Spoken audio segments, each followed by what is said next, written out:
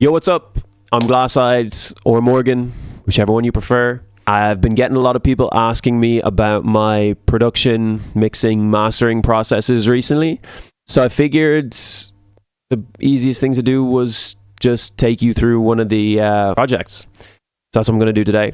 For those of you who don't know, I make music under the name glasseyed, and I do 100% of the performance, production, mixing, mastering for that project. I also do a lot of mixing and mastering for other artists. So today I'm going to take you through this track here, which is called Death Wish. It's my most recent release.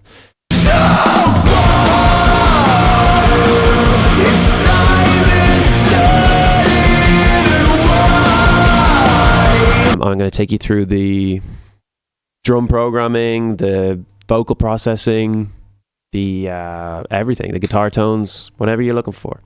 So let's get into it. So it kind of starts with this intro that goes into a main riff section here.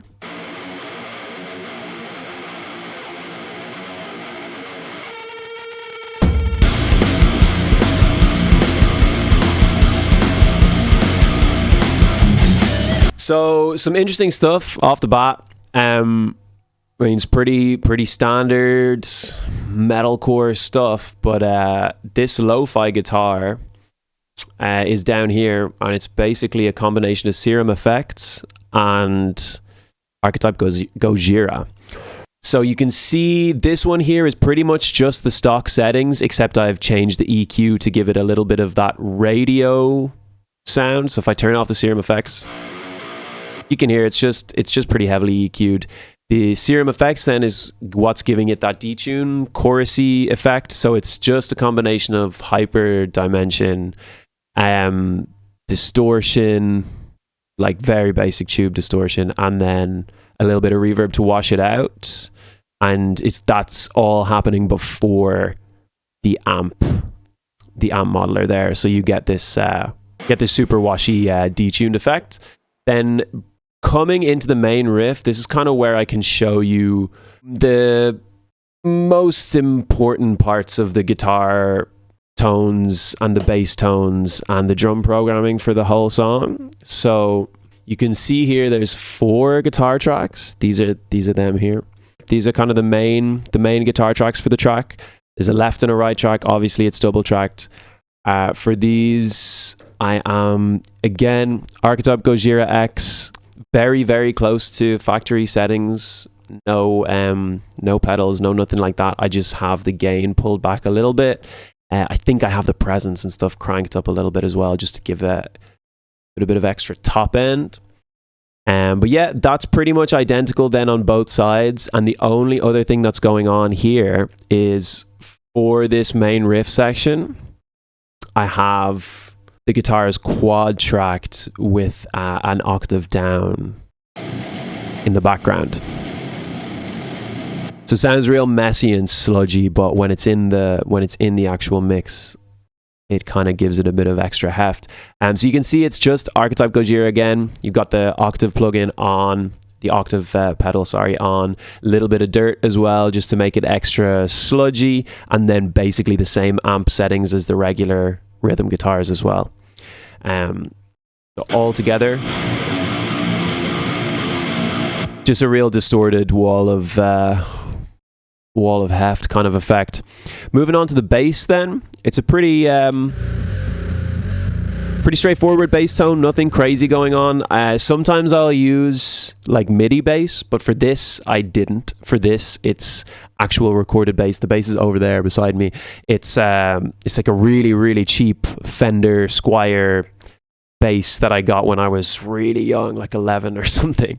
Then what I have here is the same kind of processing chain I use for pretty much all of my bass. I have the EQ frequencies split into high and low, so I have slightly different processing on the low frequencies and the mid and high frequencies. On the lows, I'm actually using the Dark Glass, the Neural DSP Dark Glass pedal on both of them. On the lows, there's just much less distortion. So if I solo this, you're just getting you're just getting straight up low end. And then on the high frequencies, way more presence, way more distortion. Again, also coming from the Neural DSP dark glass pedal, you can just see the drive is cranked, the grunt is also up. Yeah, so pretty basic stuff, but when you combine them together, you get a decent bass tone that provides like a kind of a bed for the rest of the song to go on over the top of. I also find splitting the bass like this into high and low frequencies really, really helpful just for general control of your low end. It means if you're finding the low end either lacking or overpowering and woofy, you have that extra little bit of control over the bass signal to deal with that kind of thing. Yeah, so then moving forward from there, there's the drums here. I will maybe do a separate video going more in depth into this drum chain that I have set up, because it's kind of a template that I have set up, but I'll show you it in brief here. The core of it is coming from Get Good Drums Invasion here in Contact. This is an absolutely incredible kit. Like the range of cymbals and snares that it allows you to choose from is just unbelievable. And I find it so good for heavy music, but not just heavy music. It's also really, really versatile, and can be used for loads of different genres, which I have done. But basically, GGD Invasion here is giving me the core sound, and then I have it rooted out via this processing section here. I have it rooted out of Contact and into Ableton itself, which is incredibly handy and allows me to isolate the individual parts of the drum kit so I can process them individually. I haven't done huge amounts of processing on individual things here, except you'll see these room mics here. So those room mics there's a little bit of top end excitement going on, and there's a little bit of stereo widening as well. The other important thing to note here about the drum sounds that I have is the GGD samples are being layered with other third-party samples that I've gathered from other places on the internet. To be honest, I can't remember where, but if you listen here, got this super clicky kick that's going on at the same time, and this really like clangy metallic snare. And when you layer those over the top, the snare in particular, that snare layered over the top of the more modern sounding GGD kit gives it this really nice, like more metallic feel, high pitched, ringy, almost bordering on a Saint Anger snare kind of feel. That is very reminiscent of, I think, a lot of early 2000s rock and metal. So all the drums put together will sound like this. So that's the drums then. I'll move forwards. The song kind of continues here and goes into this first verse here, which I'll play.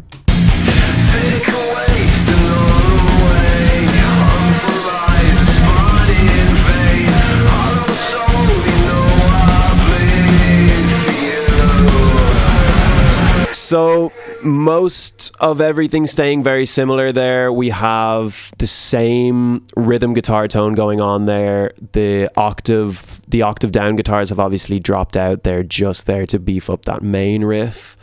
Bass and drums, nothing too different going on.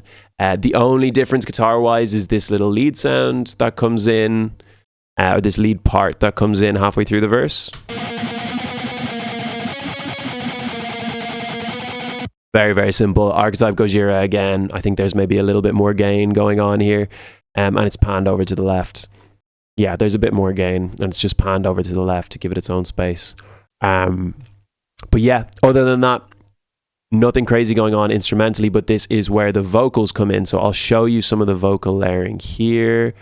I use basically the same format for almost all of the vocals I use, or almost all of the vocals I do. Always have center, a left, and a right. Very traditional, very kind of classic. But you'll see here, I'll have one in the center here. And then one on the left, one on the right, much lower in pitch, or much lower in volume, sorry. So you get this almost like a, yeah, you get this nice like layering with the different vocal parts. Creates like kind of a natural chorus effect when you triple track the vocals like this.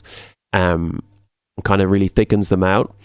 But what I'll show you, the most important thing about the vocals here is this effects chain that's actually affecting everything in the verse vocal. The individual vocal tracks here really just have compression, gain, which I'm using gain reduction. I use this on basically every vocal track. It's an incredible plugin from JST. So very, very heavy compression. Then a bit of de-essing, and then pretty basic EQ as well. That's effectively the same on every vocal track there. The main sound though for this verse vocal sound is coming from this effects chain here. So if I play you the vocals raw or without this effects chain, sick of wasting all away, you can hear they're very bare bones. So the first thing in the chain here is this really heavy EQ to create that kind of telephone effect. Sick of wasting. After that, we've just got some compression coming from Glue Compressor, which is a really underrated compressor in Ableton, in my opinion. It's not adding anything crazy. Then we have very, very heavy chorus effect, which is, again, I think a very early 2000s, very like nu metal stylistic thing to have a heavy chorus on the vocals like that. After that, you have Shep's Omnichannel Stereo, which is an amazing plugin I find for vocals from Waves. This is just adding some saturation, a pretty heavy amount of saturation actually. Then it's also adding some highs and some mids, just a little boost in the EQ there. And then again, more compression. This vocal is really, really, really heavily compressed. After that, more compression from HComp Stereo. Again, just like really, really smoothing out, smashing, in fact, the dynamics of the vocals. And then last in the chain, there is Soundtoys Decapitator, which is one of the best plugins in the world. It's being used really liberally here. I've got the drive all the way up on 10 and the mix pulled back just a slight bit so the dry vocal comes in, but all together they sound like this. So really distorted, really compressed, really saturated. Down at the bottom here, you'll also hear I have this effect throw that's going on at the kind of with like particular words at the end of lines, and it's basically just decapitator and delay and compression. So you'll hear it here. And that just happens to emphasize certain words at the end of lines in the verse. You can hear it there in the background, like kind of really throwing the vocal into space. So that's that. Then the song moves on to the chorus from here. So the chorus is quite a bit going on.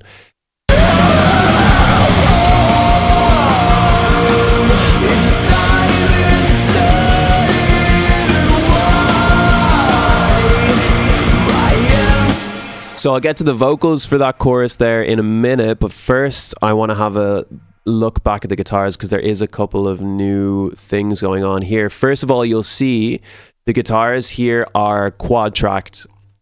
Again, there's no octave, there's no lower octave happening here. We have the regular rhythm tone, but that is being doubled by this very different guitar tone. So what's going on here is this chorus guitar double is not going through archetype Gojira like the rest of the guitars. It's going through archetype Rabia, which is, to be honest, a plugin I don't use super often, but when I do use it, it comes in really handy. So it's a very different sounding amp in this context anyway. It's much darker. So if you listen to the two of them, the two guitar tones, one on top of the other, you'll hear the Gojira is adding a lot of that top end, upper mid range fizz, and the Rabia is pulling in a lot of that dark sound, that darker tone to give it a bit more, I guess, what's the word? Heft, low end.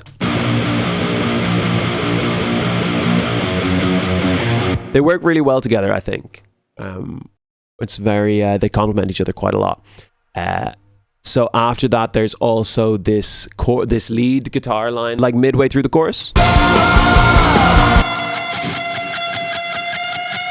Really, really, really simple, just like single note with a bit of a bend going on, just to add a bit of top end interest. Coming down to the vocals then, again, you'll see I've got the center, left and right takes going on. It's quite similarly set up to the verse, except you'll notice there's not half as much processing, not half as much saturation and compression as there is in the verse, and there's also no telephone effect. So if I isolate the vocals here for you, it's time and study. So still very layered, and there's still a bit of chorus going on, I think, as well. Yeah, there's Ableton's chorus again happening there on the center take, but not nearly as processed as the verse, and not nearly as filtered either, which kind of gives this effect of like opening up coming into the chorus, which is really handy. It lifts the chorus quite a lot, I think. As well as the main chorus line there is also this stack of harmonies and screams that really helps to emphasize that like part of the chorus. So when I solo those, you'll hear this high harmony, this kind of scream in which I don't even think I'm saying the same word as the rest of it. Yeah, literally just shouting like.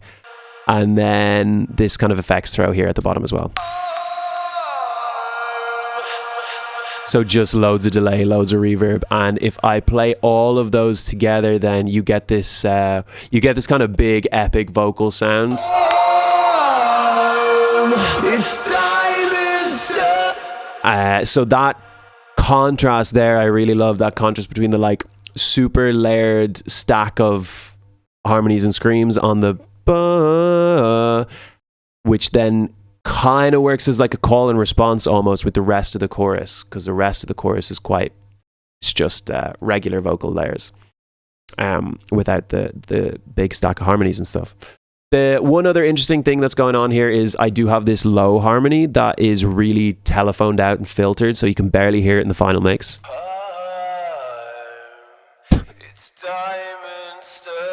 It's also pitchy as hell, but it gives quite a nice texture, just way in the background, I think. Yeah, so if I play all of the vocals together, they sound like this. It's time and studied and why. Yeah, so that's the chorus. The song moves on then. It does the main riff one more time, which I won't play because it's basically the same as the first time. There's nothing particularly interesting going on. Then there's a second verse. Basically the same thing is going on here as in the first verse, but with one key difference, one key addition, and that's this whisper effect here. It's hard to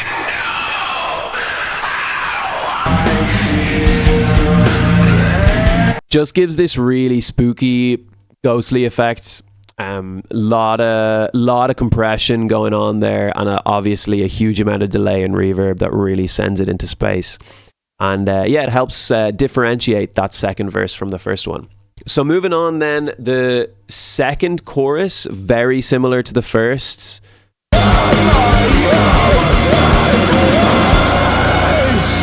And then we get brought into this build-up breakdown section here, which I'll let play.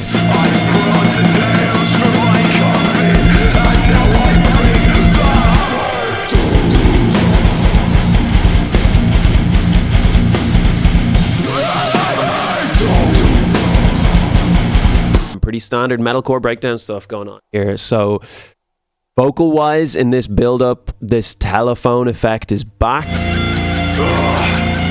If I isolate these build-up vocals here, you'll hear.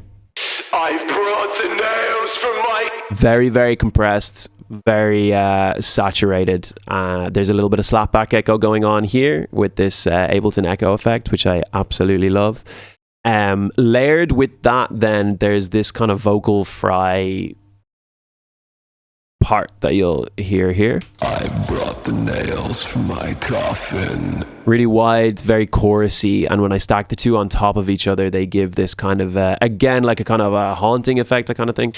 I've brought the nails from my coffin, and now I bring the hammer. Dude. After that build-up section there, then you get the breakdown, which has this low scream here, which is layered with a big delay throw. For a lot of these throws, when I'm looking for a big spacey reverb sound, I'll use Eventide Black Hole. Definitely far and away my favorite reverb plugin. It's when you need something absolutely massive and spacious, it's perfect. Perfect every single time. The other thing I'll show you here in this breakdown is drum-wise, we have these big metal snare bombs effectively, but they're more metallic that you'll hear if I solo the drums with them here.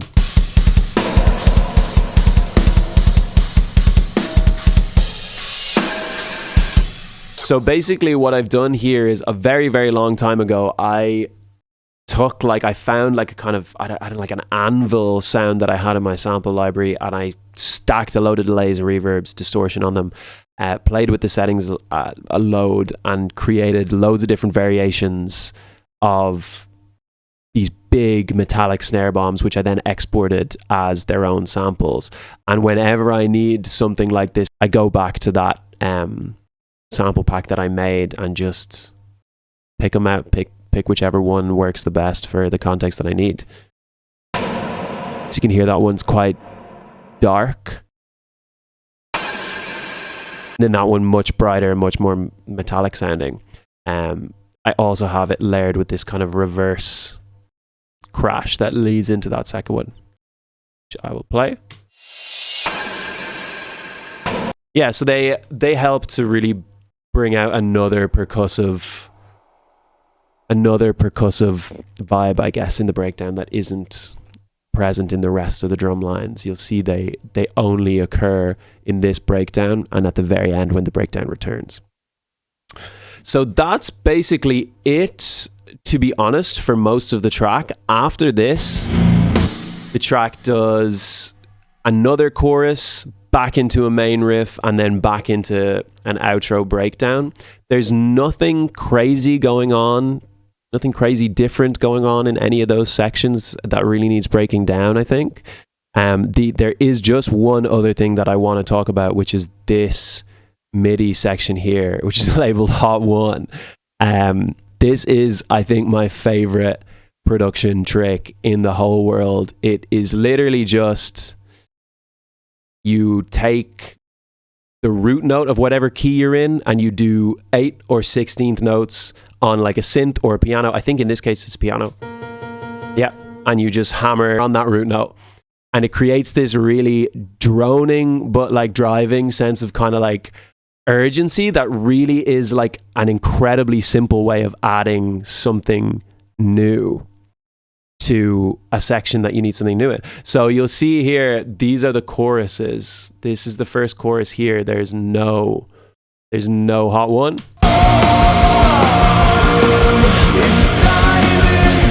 Then in the second chorus, I bring it in. Again, it's just a piano sound, but it's on a lower octave. So you'll hear it. I'll solo it first, and then with the chorus.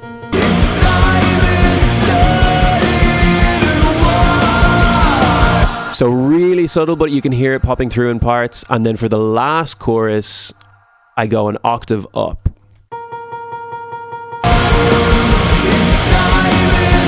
And this one you can definitely hear popping through. And it just helps to add like an extra sense of motion, I guess, to the song. So there you go. Really, really good trick. Really easy to do. You can hear this trick in a lot of Queens of the Stone Age songs and a lot of early Linkin Park songs in particular. I'm sure it's in loads of other things as well, but they are the examples that jump to my mind. So yeah, free sauce for you. That's pretty much it. That's pretty much the whole track. If there's anything that I missed that you want me to take a look at, let me know. I can do it either on YouTube or on TikTok. If you are interested in more of these, please let me know, because I like doing them. I'd love to do more. I'd love to show you more of the production stuff that I have going on here. And there's not really very much electronic synthy stuff at all in this song, whereas there is in some other tracks, which I'd love to break down as well. So yeah, I hope you enjoyed. Thanks a million.